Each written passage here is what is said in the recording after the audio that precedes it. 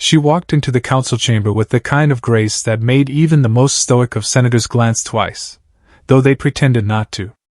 Her form shimmered faintly under the artificial lights, a subtle ripple of color across her skin that human eyes would have called hypnotic, though the council members simply called it distracting. She kept her posture immaculate, her head held high, as if the universe itself had carved her from perfection, but inside, her mind was already racing ahead to the fun she would have later. The chamber smelled faintly of formaldehyde and bureaucratic despair, a scent that made her want to laugh quietly. She had learned early that the council thrived on protocol, on the illusion of control, on their endless scrolls of regulations that could trap entire star systems in a week-long debate over the appropriate shade of ceremonial robes. Today, however, the council's pronouncement promised to be particularly amusing. Humans. The word alone made her pulse quicken, a tiny thrill she had learned to hide behind polite nods and measured expressions. Their awkward charm, the way they fumbled through sentences as if they were always on the verge of collapse, the unpredictable ways their bodies moved, so unpracticed, so delightfully clumsy, made her heart beat faster and her lips twitch upward in ways the council would never approve of. She had received the latest directives while sipping a subtly spiced tea, the kind that only a true connoisseur of alien plants could appreciate, and now she would have to sit through the official declaration condemning any liaison with them. The head of the council rose, robes rustling with the authority of 1,000 unread memos.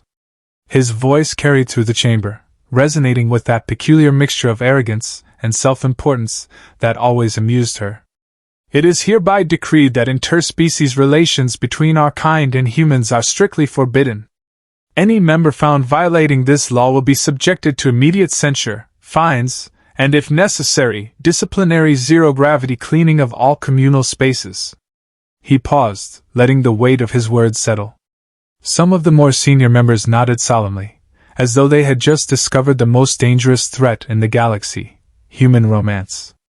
She maintained her polite smile, the one that suggested total agreement and decorum. The council, in their self-important bubble, did not notice the almost imperceptible twitch at the corner of her mouth.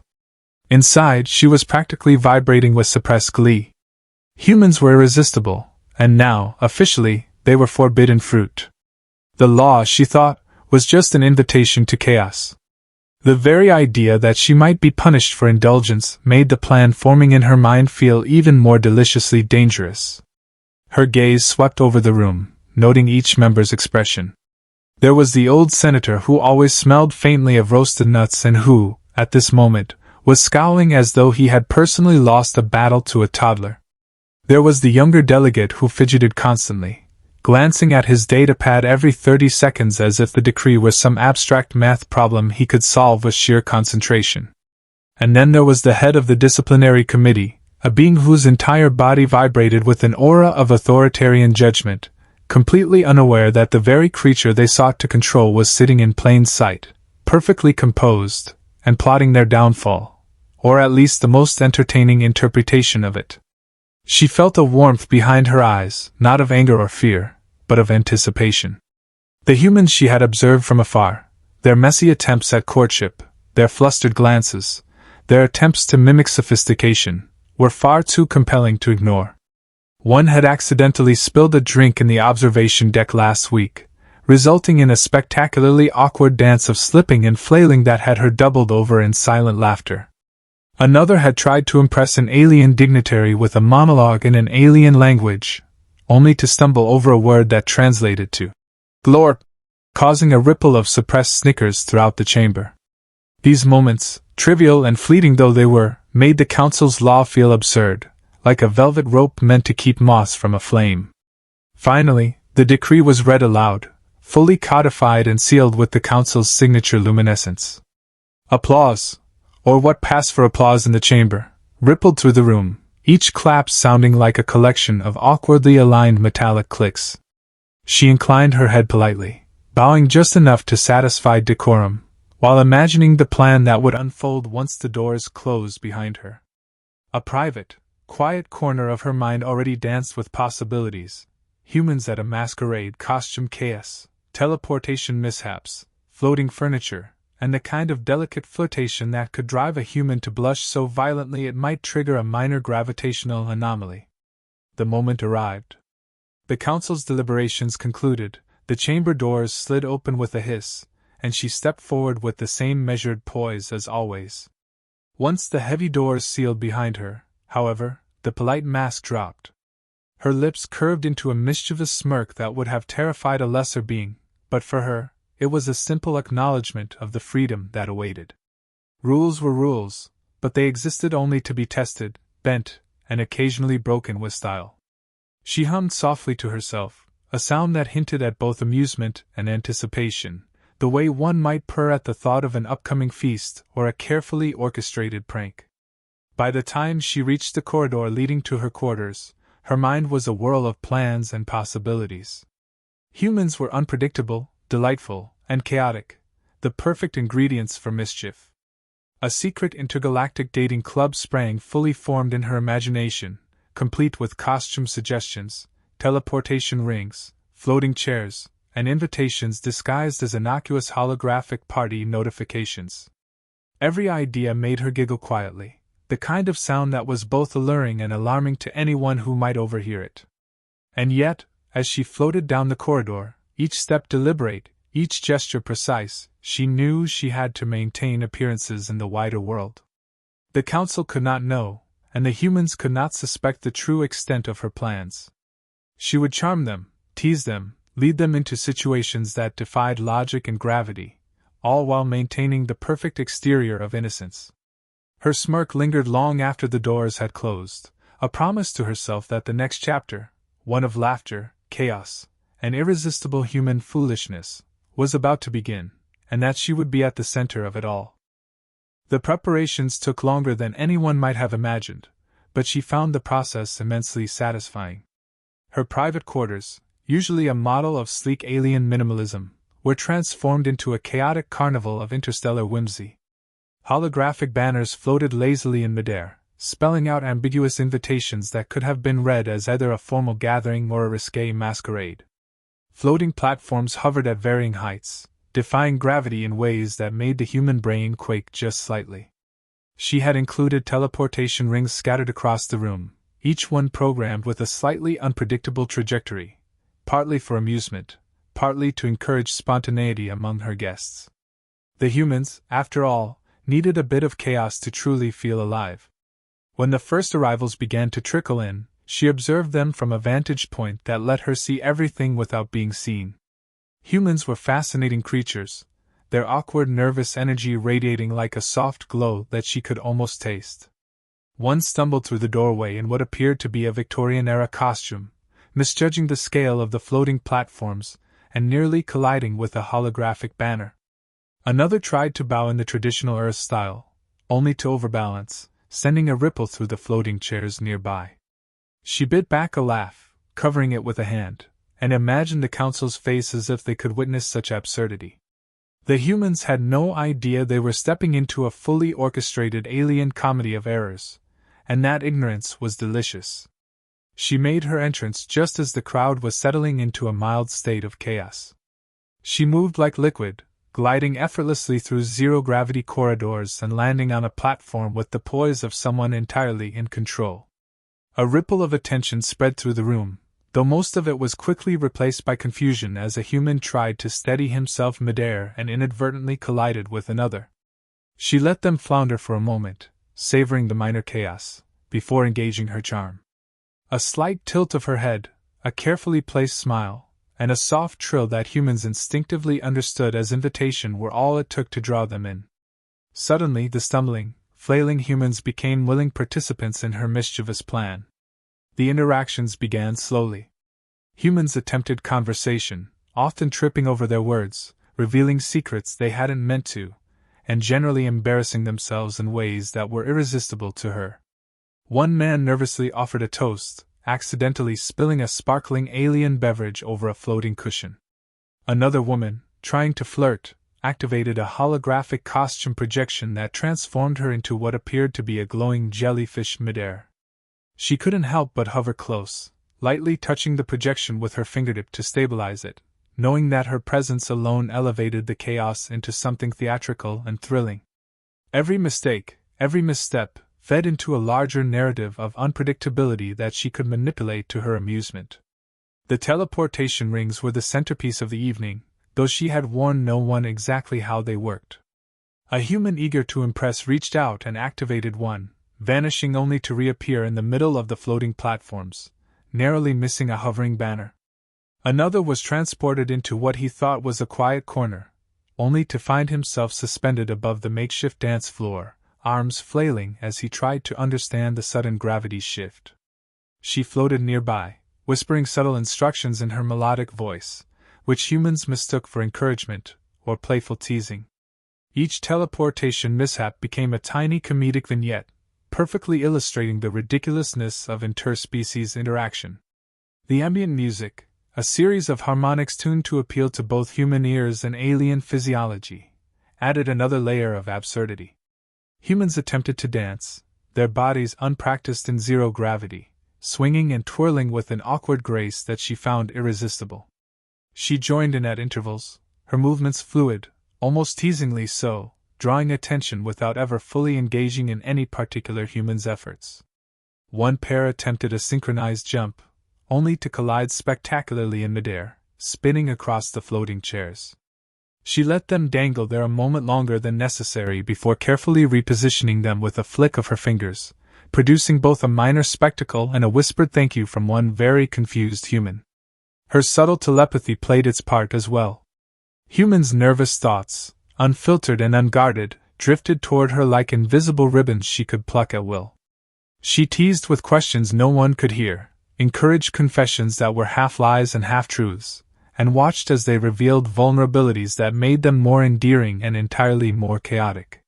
One man confessed he had never danced before, another admitted he thought aliens were a myth, and yet another expressed awe at her mere presence in a way that made her lips twitch with amusement.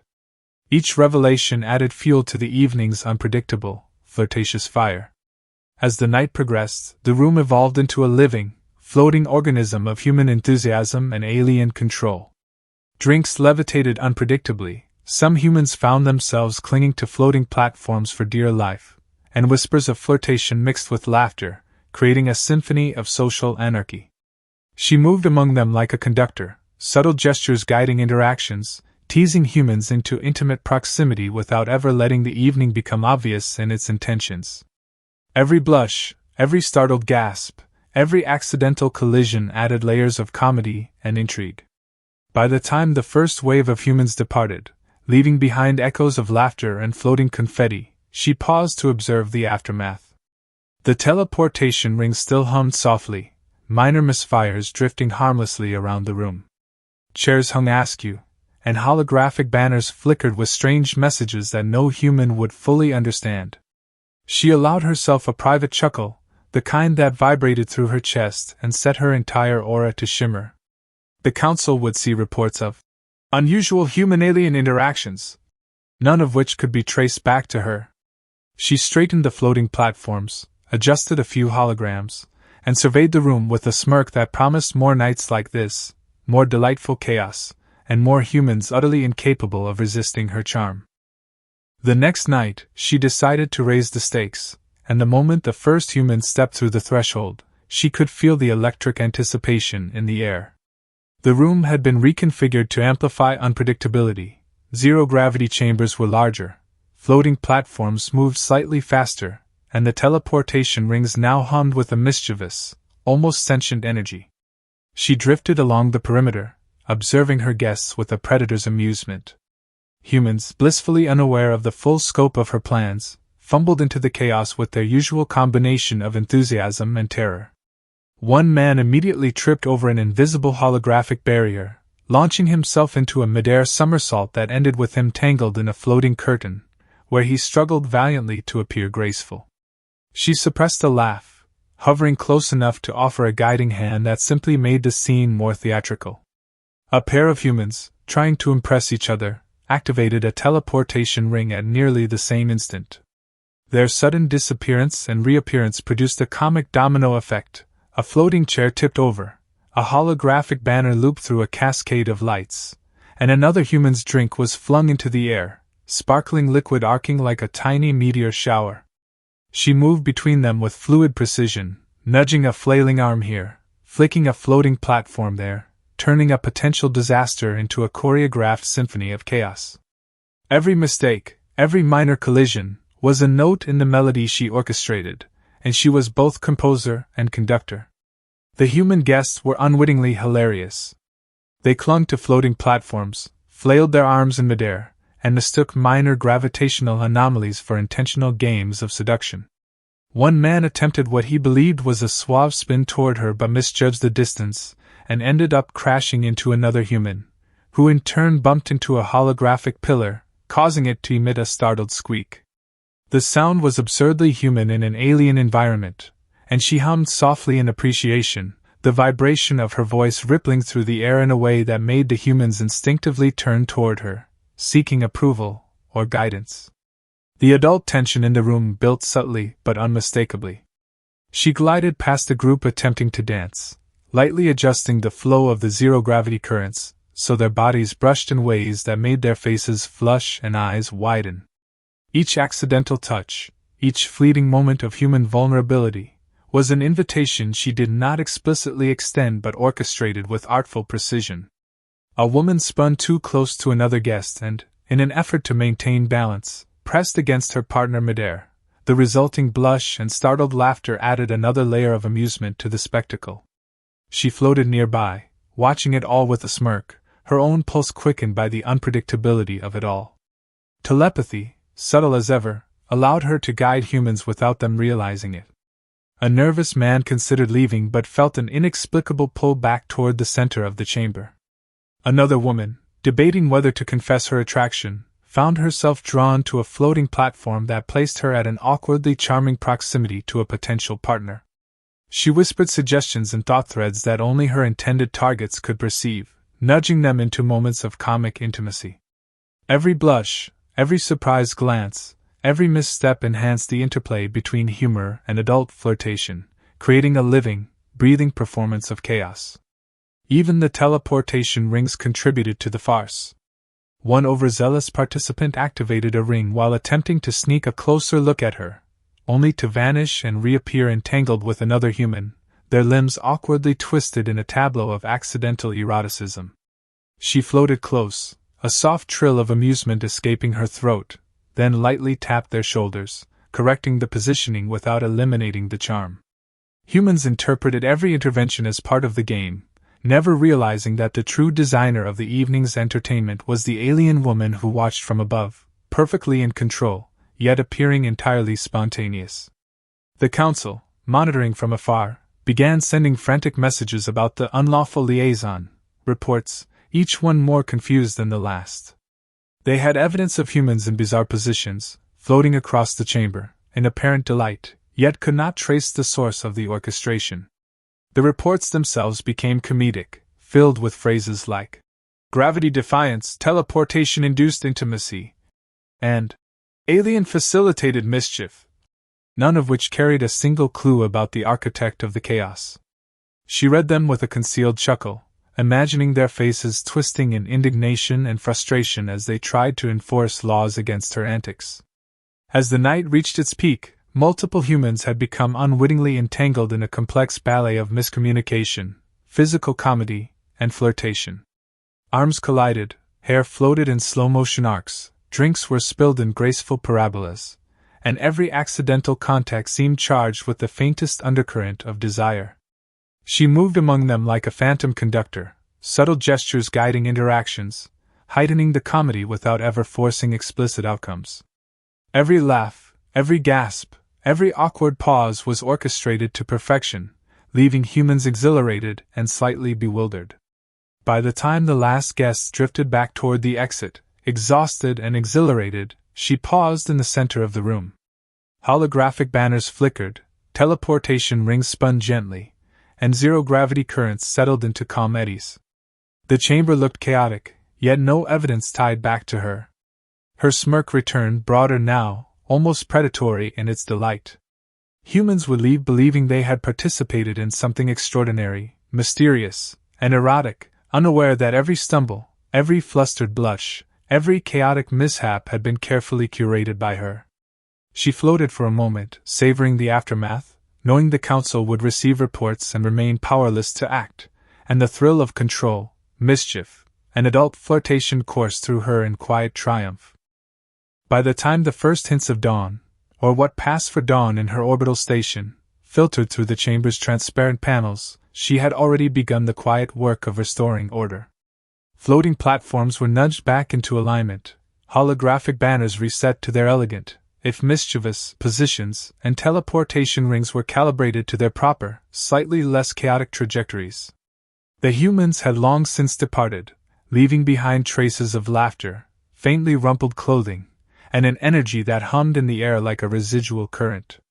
She moved through the room with the effortless grace of someone completely in control, her every gesture deliberate, her expression the perfect mask of serene satisfaction. Each adjustment she made was careful enough to erase obvious evidence of her orchestration but subtle enough to preserve the charming confusion the humans carried back with them into their own worlds. The council would receive their reports soon, as they always did, and as they always did, they would be utterly baffled. The descriptions of zero-gravity collisions, unexpected teleportation, and oddly intimate interactions between humans and aliens would arrive in neat, official data packets, each more ridiculous than the last. She imagined the indignation on the council members' faces as they tried to assign blame, their debates stretching into hours over details that had no connection to the reality of her clever orchestration. Their frustration amused her almost as much as the humans had during the evening's chaos. They had no idea she had been the invisible hand behind every stumble, blush, and exclamation of surprise. Floating in the center of the chamber, she allowed herself a small, triumphant hum, the sound vibrating through the air like a soft, musical ripple. It was a private acknowledgement of victory, one that no council member, no human, and no distant observer could ever witness or understand fully. She had bent the rules without breaking them outright, teased humans into delightful disorder, and maintained an untouchable aura of charm and authority.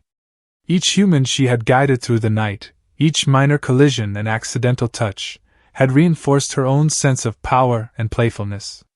They were utterly unaware of the full scope of her orchestration, and that ignorance only made the experience sweeter. Even now, the memory of the night's chaotic ballet filled her with amusement. One human had accidentally drifted through a holographic banner, leaving a faint glittering trail of confused particles behind them, while another had clung desperately to a floating platform, attempting to maintain some semblance of dignity amid the zero-gravity maelstrom. Each misstep, each flustered glance, had been a brushstroke in a larger masterpiece of humor, flirtation, and adult playfulness. She had orchestrated the chaos with an artistry that was invisible to all but herself, a performance that had left humans exhilarated and bewildered, and the council flailing impotently from afar. Her mind, already restless, turned to future possibilities.